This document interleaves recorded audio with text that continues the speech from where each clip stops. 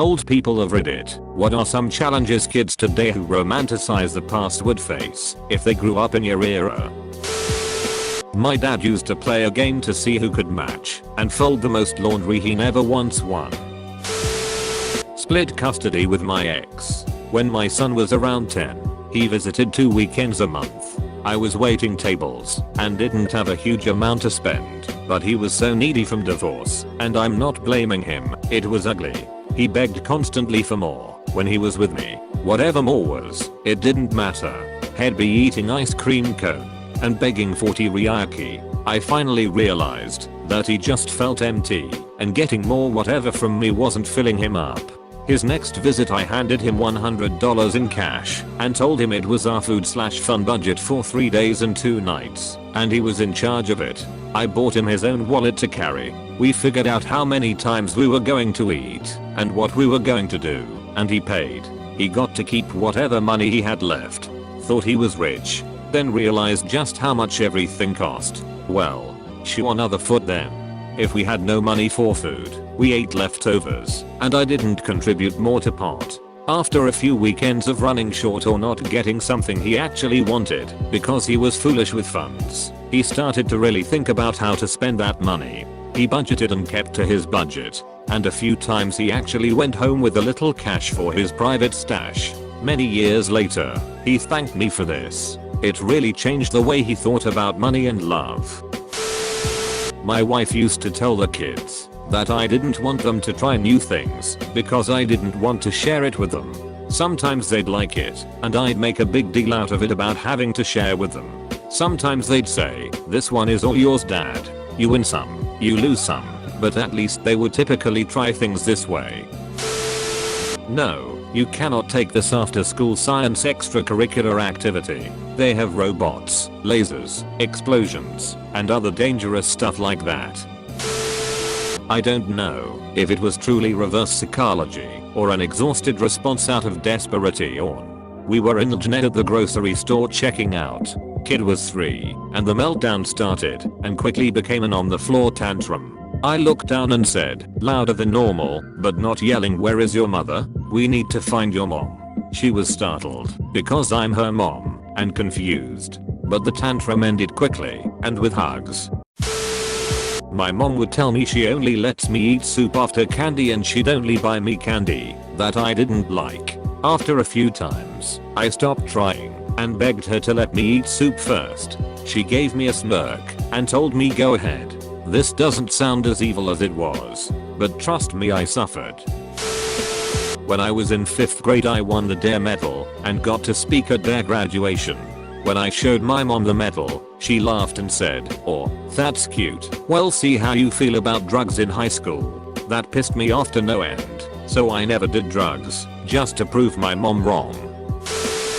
It seemed like the minute my son realized he was going through puberty, he developed a need to show everyone how strong he was, usually by carrying things. Now, my son was a rather small, wiry, hyperkinetic kid, not at all a football player or weightlifter type. Yet I noticed starting when he was around 13 that if something heavy or heavy-ish needed moving, he was always right there with a need to show he could do it. I took full advantage. I don't think I lifted anything heavier than my purse until he moved out. All I had to do was mention that I was going to put X in Y place, put the suitcases in the car for vacation, carry that gigantic load of laundry upstairs, etc., and pretend like it was too heavy for me, and he would appear, as if summoned from the universe to do it for me. The reverse psychology aspect was my saying, "Oh my, that looks heavy," and him proving to me that no, it's not. I have a 3-5-year-old. He picked up the word F***K. Anytime he said it, I would calmly walk over, grab a fork, and bring it to him. After a few times, he thought he was just mispronouncing the word and dropped it altogether. Mum had sworn a bit around the house. While out at the supermarket, I said the F word really loudly. Very quickly and intently, she asked if I had just said truck, and said that was a bad word and not to ever say truck like that again. I thought that was the bad word, so use that when being naughty. One of my best friends through childhood used to be punished with no salad if she misbehaved. She cherishes salad now and would always try to eat as much as possible during school lunch. Coincidentally, her now husband used to be punished with no books. It had the same effect. I think it's hilarious that they'd be hitting the salad bar and library like some black market their narc parents couldn't reach, hahaha. Don't know if this counts, but at my high school, private, boys only, in the 1960s, they made a big deal about how long your hair was and would occasionally order a boy to go home and get a haircut. I thought it was stupid until years later, a master confided to me at a reunion that the policy was deliberate. The school figured we'd spend so much energy rebelling about hair length that we would ignore other aspects of teenage rebellion. Not surprisingly, they were mostly right. My uncle used to say, quick, before I give you $1, we would all run like mad to do whatever it was. I've used this on my kids and the look of confusion on their faces is all worthwhile. The cycle continues. Wanted to name my boat. Anything I would think of was dismissed as stupid by my 13-year-old son. After deciding on a name, I confided to a male friend my son liked. Made my friend suggest the name, as though it was his idea. My son thought the name was perfect. Done. I bet you can't. Both of them hate the assertion that they are not capable of doing something. Can you put your toys away? Will almost certainly garner a hard no, but I bet you can't put all those toys back in the box. No way you'll be able to. Will have them whizzing round tidying like demons. Followed by a very indignant "see, I told you I could." Cue fake surprise from me. They're only 4 and 7, so I know this has got limited time, but so far works like a charm every time. When my children were younger, I'd say, hey, if you do insert chore, then I'll buy you dinner tonight. They would get all excited and then go do the chore. The silly mom routine. My kid and a few other kids I've known would balk at getting ready to go. I'd grab their clothes and say, well, if you won't put on your clothes, I guess I'll put on your clothes. Cute shirt, by the way. Does it go on my foot? No. Does it go on my head? No. It goes on me. Oh, that's right. Thanks. So, it must go on your legs, right? No. I just can't figure this out. Where does this adorable shirt go? Kid grabs shirt and puts it on my tummy. Silly mom. Oh, thank you so much. Now what about these pants? Shirts go on tummies, so the pants go on the tummy too, right? No. Continue until kids have dressed themselves. I would also do things like hand the kid my keys and say, alright, you're driving. I'll sit in the booster seat and back, attempt to feed the kid by putting a spoon up to his ear or his belly button, and attempt to put away his toys in the refrigerator. I taught my kids, when they were toddlers, that no amount of yelling, shaking, or hitting can wake a sleeping adult. The only thing that works is a gentle hug and or a nice kiss on the cheek. Edit. Probably needed some more details for the reverse psychology aspect to be clear. It went something like this. Step 1. Tell the kids I'm going to sleep and nothing they do will wake me. Head buried face down is the safest position. Step 2. After the initial onslaught dies down, pretend to awaken on your own. Tell them you got a bit of nap left in you and nothing can wake you, especially not hugs and kisses.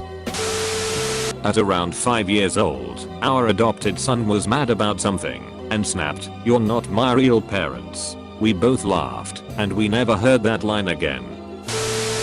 My mum had a friend that would put vegetables on her own plate and not the kids. When the kids asked, she would be reluctant to share. That's grown-up food. But I suppose I can let you have a little. Her kids grew up loving vegetables. I sat at the dinner table for 3 hours staring at the yucky cauliflower I refused to eat. My son was really impulsive when he was little and would try to run away from me when we would be crossing streets instead of holding my hand. So I started to tell him that he needed to hold my hand so nobody would try to steal me. It worked. He felt responsible for making sure nobody tried to kidnap me out in public. My mum would always yell at us, "If you don't do X, you have to go to bed without socks."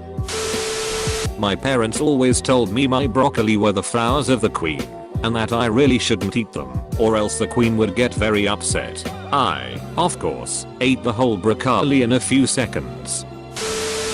I substitute teach sometimes, and if I get word ahead of time that the class is rowdy, I'll pretend I lost my voice. I write stuff down on a mini whiteboard, type on a screen.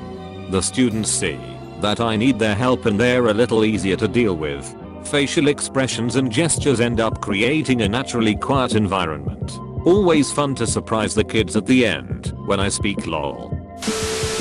Do you want your diner now or in 10 minutes? The illusion of choice. My 10-month-old daughter believes that falling over and hurting herself is a feat to be celebrated with a dance and clapping. Not parent, but once was a child. Dad saw a pack of cigarettes lying around in my stuff. He was a smoker in his younger years and knew how stupid it was. But he also was, and still is, a firm believer of making your own mistakes. So instead of giving me S***T for buying a pack of cigarettes and telling me how idiotic this habit is, he just gave me S***T for having such a S***T lighter and gave me a better one so that I wouldn't embarrass myself. That was my parents' approach to everything. That was typical teen rebel stuff. Basically killing everything rebel about it. It did work almost every time. Our kiddo skipped out on trying a lot of the more dangerous things because I told him to do them in my most evil voice. Asterisk, try that piece of gum you found under the table, I bet it's still delicious. Mwahaha. Asterisk, stick a fork in the electric outlet, I bet it makes a fun noise. Mwahaha. Asterisk, take 3 cupcakes instead of just 1. It will make your tummy feel great. Mwahaha. Somehow an evil voice telling the kiddo to do something makes him realize it would actually hurt him, when me just saying, don't do that means maybe it's fun, but you're just not allowed. And now it's part of a fun game. Daddy, give me a test. And then I either give him a piece of good advice or bad advice, and he stops and thinks about the consequences, and tells me whether I'm being good or evil. It really puts him in a smart frame of mind instead of the borderline suicidal attitude he started out with. Hi, I was a victim. There was a forbidden book that I was not allowed to read on the shelf. My parents said I could only read it if I behave myself. It was summer holidays, and I was playing games all day after 6 hours of summer homework. One day I was home alone and had the opportunity to grab it. I read like half of it in one go. It was 5,000 years of Chinese history. Safe to say I was bamboozled.